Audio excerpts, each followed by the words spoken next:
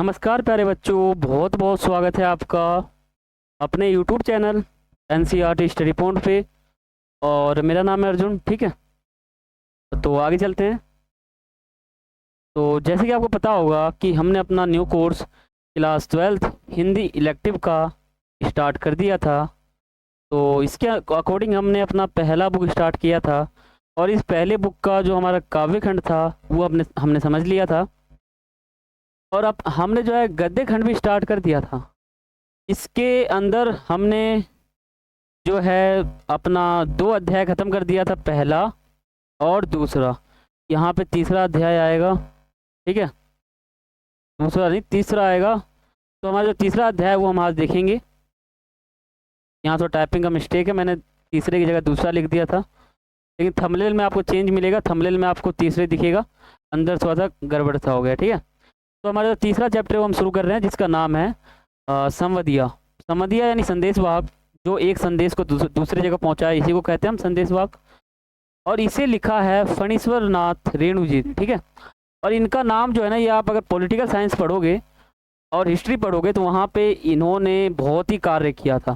जो गांधी जी का जो आंदोलन था, भारत छोड़ो आंदोलन, सविनय अवज्ञा आंदोलन, इनमें इनकी भूमिका दिखेगी आपको वहाँ पर।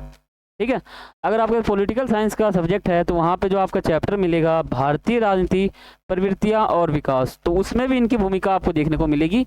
इन्होंने राजनीति में भी अपना योगदान दिया था। ठीक है, और हिंदी साहित्य के प्रमुख कवि और लेखक भी थे। तो आज इनका एक कहानी है, या जो हमारा पाठ है वो हम समझेंगे। बहुत ही अच्छा पाठ है, और इससे हमें वर्तमान जो हमारा समय चल रहा है ना, इसमें भी इस चैप्टर से कुछ संदेश मिलता है कि वर्तमान कैसा है। ठीक है, तो शुरू करते हैं। आज का क्लास हमारा इंपॉर्टेंट है, आप इस वीडियो को पूरा देखें। और देखो, आप हमारे चैनल को सर्च करोगे तो ऊपर हमारा चैनल आ जाएगा। यहाँ पे आपको एक ऑप्शन दिखेगा प्लेलिस्ट का, तो सभी प्रकार के आप कोर्स ज्वाइन कर सकते हो। Class 12 geography, class 12 history, political science, physical, Hindi, और लेखक का और कवि का जीवन परिचय पढ़ सकते हो। ठीक है, तो आगे बढ़ते हैं। देखो, आप हमारे चैनल को देख रहे हो या वीडियो को देख रहे हो, तो वहाँ पे आप वीडियो को पॉज करो, और बाकी 2 काम आपको करना है। चैनल को सब्सक्राइब और बेल आइकन पर क्लिक, ये काम आप करोगे तो आपको रेगुलर वीडियो मिलता रहेगा। वरना आपका ये जो वीडियो है वो थोड़ा सा क्या बोलते हैं, थोड़ा मतलब बनाने का एक तरह से मन नहीं करता। ठीक है, तो आप इन काम को जरूर करें। और बाकी वीडियो अच्छा लगा हो तो वीडियो को लाइक कर देना। ये आप आखिरी में कर सकते हो, कमेंट भी आप आखिरी में कर सकते हो, क्योंकि जो आपका क्वेरी बनेगा, जो आपका सवाल बनेगा, वो वीडियो खत्म होने के बाद ही बनेगा। ठीक है, और बाकी ये 2 काम तो आप वीडियो को पॉज करके भी कर सकते हो। तो आगे बढ़ते हैं। देखो, आपने हमारे ग्रुप को ज्वाइन नहीं किया, उसको ज्वाइन करें। हमारा जो ग्रुप है वो टेलीग्राम ऐप पर है, और बाकी हमारे ग्रुप का नाम है A.K.NCERT स्टडी पॉइंट। इसको आप सर्च करोगे तो आ जाएगा। और बाकी आपको कोई भी सवाल है, कोई भी क्वेरी है, तो आप मुझसे पर्सनली पूछ सकते हो। यूजर नेम आप सभी के सामने लिखा हुआ है, और आप मुझे फॉलो करना बिल्कुल ना भूलें। और बाकी यहाँ पे आपको हमारे टेलीग्राम ऐप ग्रुप का लिंक मिल जाएगा, और बाकी जो हमारा यूट्यूब चैनल है उसका भी लिंक मिल जाएगा। ठीक है, तो देखो, हमारा गद्य खंड शुरू हो चुका था। इसमें हमने पहला अध्याय पढ़ लिया, दूसरा पढ़ लिया, आज हम तीसरा पढ़ रहे हैं, जिसका नाम है संवदिया, और लेखक का नाम है फणीश्वर नाथ रेणु जी। ठीक है, तो शुरू करते हैं। पहले हम परिचय पढ़ते हैं। इंट्रोडक्शन क्या है? देखो, परिचय के अंदर ही ना हिंदी का पूरा, मैं कहूँ तो चैप्टर रहता है। अगर आप शब्द का अर्थ समझ गए चैप्टर का, तो चैप्टर आप समझ चुके हो पूरा। ये ठीक है, ये मेरा एक्सपीरियंस है। तो हम इसका जो है परिचय देखते हैं। देखो, संदेशवाहक क्या होता है कि एक संदेश को दूसरी जगह पहुंचाता है। अब संदेश 2 तरीके से आजकल तो वो आ गया है, क्या बोलते हैं, मोबाइल फ़ोन आ गया, कंप्यूटर आ गया, तो ये संदेशवाहक तो खत्म हो गए। ठीक है, ये ज़्यादातर आप व्हाट्सअप खोलो, और व्हाट्सअप खोल के आप किसी को मैसेज कर रहे हो, एक क्लिक करोगे वो मैसेज उसके पास तुरंत पहुंच जाएगा, चंद सेकंड में पहुंच जाएगा। ठीक है, और बाकी बहुत ईमेल है, बहुत चीज़ें। तो आजकल जो ये संदेश है ये ख़त्म हो गया है। वरना पहले क्या था कि एक चिट्ठी होता था, कागज़, उसमें व्यक्ति अपने हाथों से लिखता था संदेश, और उसको एक व्यक्ति को देता था, बोलता था कि भाई मेरे को ये संदेश जो मेरा है इसको इस जगह पे पहुंचा दो। बस इसी को कहते हैं संदेशवाहक या फिर संवदिया। समझ गए संदेशवाहक या फिर संवदिया का अर्थ क्या है? हर गोविंद इसको कहा जाता है। गाँव में इसको जो है ना, जिस व्यक्ति की मैं बात कर रहा हूँ, ये तो इसका जो पेशा है, या इसका जो मतलब एक तरह से काम जो कर रहा है ना, उसको हम संवदिया कहते हैं। संदेश वहाँ के संदेश पहुंचाता है, लेकिन इसका नाम जो है, या इसको गांव में किस नाम से बोलते हैं? हर गोविंद। हर गोविंद इसको गांव में बोलते हैं, तो इसको आप ध्यान रखना। ठीक है, और एक दिन बड़ी बहुरिया कौन है? एक महल की रानी है, ठीक है। उसका बुलावा आता है समधिया के पास, इसको बुलाती है एक तरह से कि तुम मेरे पास आ जाओ। ये एक तरह से ये चौक भी जाता है थोड़ा सा, है ना। बड़ी बहुरिया का बुलावा आता है। आने पर हर गोविंद, जो हमारा व्यक्ति है संदेश वाहक, इसका नाम ही है हर गोविंद, तो हर गोविंद को आश्रय होता है, यानी बहुत कन्फ्यूजन सा होता है, बहुत एक तरह से क्या कहते हैं, थोड़ा सा चौक जाता है एक तरह से, ठीक है। आश्चर्य होता है कि आज जबकि संदेश भेजने के लिए गांव गांव में डाकघर खुल गए हैं, अभी जो मैं चैप्टर आपको पढ़ा रहा हूँ इसमें डाकघर खुल चुके हैं, फिर भी जो बड़ी बहुरिया वो मेरे को बुला रही है, ऐसा क्यों? ये एक प्रश्न उठता है, क्वेश्चन मार्क। अब इस प्रश्न का जवाब कहाँ मिलेगा? हमको महल में मिलेगा। फिर हर गोविंद जो है ना वो अंदाजा लगाते रहते हैं, सोचते रहते हैं कि अवश्य कुछ गुप्त संदेश देना होगा। गुप्त संदेश जो है वो डाक के द्वारा वो नहीं भेज सकते, इसलिए मेरे को बुला रहा होगा, क्या पता, है ना। एकदम मतलब गुप्त संदेश हो, एकदम सीक्रेट हो संदेश, मैसेज, इसलिए बुलाया हो। तो जैसे वो बड़ी बहुरिया के महल में पहुंचते हैं तो वो अतीत की यादों में खो जाते हैं। अतीत की यादों में कैसे? पहले जो बड़ी बहुरिया का हालात था वो अब से बहुत ही घटिया हो चुका है, बहुत ही गरीब हो चुकी है बड़ी बहुरिया, ठीक है। और संदेश पता है कहाँ पहुंचाना होता है? उसके मायके पहुंचाना होता है। क्यों? क्योंकि वो बहुत ही दुखी है, ठीक है। साग खा रही है, साग जानते होगे आप, पालक साग जो बोलते हैं, बथुआ का साग, वो उगाकर वो बड़ी बहुरिया अपने घर में खाती है, ठीक है। ये चैप्टर थोड़ा सा मेरा फेवरेट है। मैं जब क्लास 12 में था तो मैंने इसको बहुत ही विस्तार से पढ़ा था, अच्छे से समझा था। तो देखो, अतीत की यादों में खो जाना, कि कौन से अतीत की यादों में? ये जो संदेश वाहक हमारा हर गोविंद है वो खो गया, इसको समझते हैं। देखो, ये बड़ी बहुरिया का कुछ मतलब आप फोटो समझ सकते हो, कुछ ऐसा।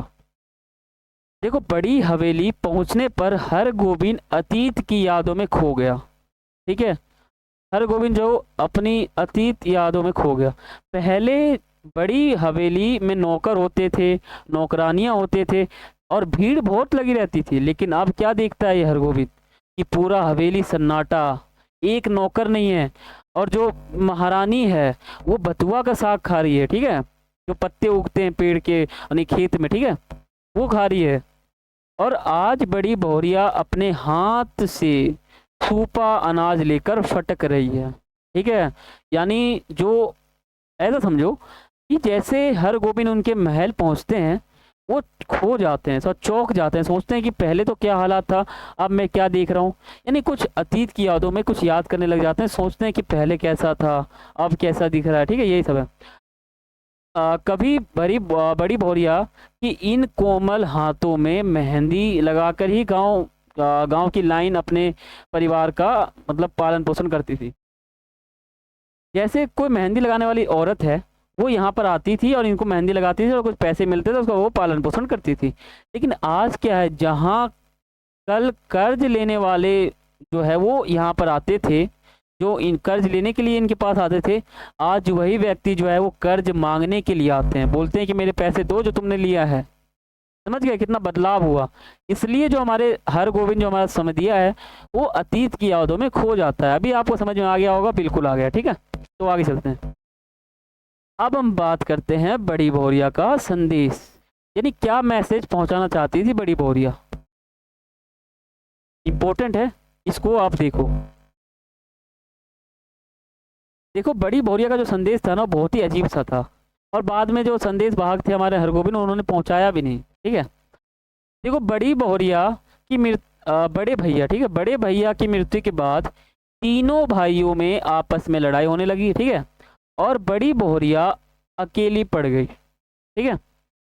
तीनों देवर लड़ाई झगड़ा करके तथा हवेली का बंटवारा करके शहर में जा बसे, और इनका जो पति था उनकी भी मृत्यु हो चुकी है। इनके जो 3 देवर थे वो भी शहर में जा चुके हैं, यानी अकेली इस महल में या फिर पड़ चुकी है एक तरह, ठीक है। तो इनका हालत बहुत ही दयनीय हो गया, बहुत ही कमज़ोर हो गया।